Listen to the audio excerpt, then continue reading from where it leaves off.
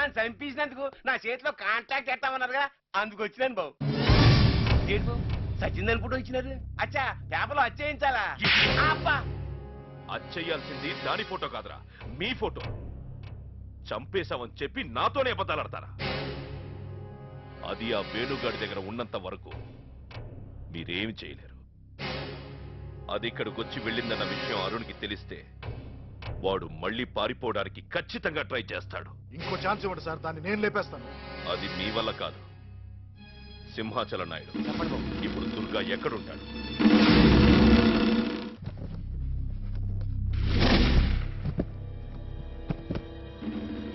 సల్ఫరేంద్ర 10 కిలోలు తగ్గినట్టుంది.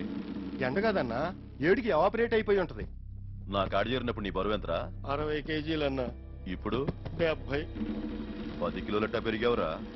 నీ ఉప్పు తింటున్నా కదన్నా.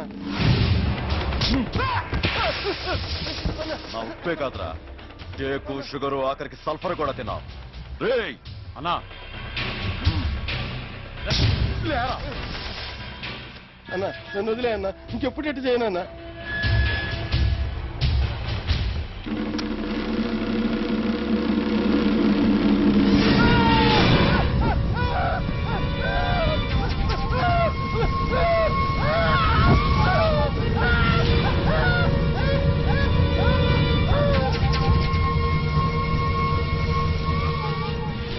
వీడి బూడిద 10 కిలోలు వస్తుంది.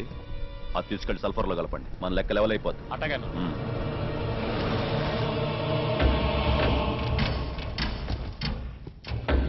నమస్తే సార్. నమస్తే సార్. రేయ్ బాబు లోపల తీసుకెళ్ళు. రండి బాబు. మీరేం టెన్షన్ పడకండి సార్, ఈ దుర్గా దగ్గర ఉన్నాడంటే దర్గాలో ఉన్నట్టే.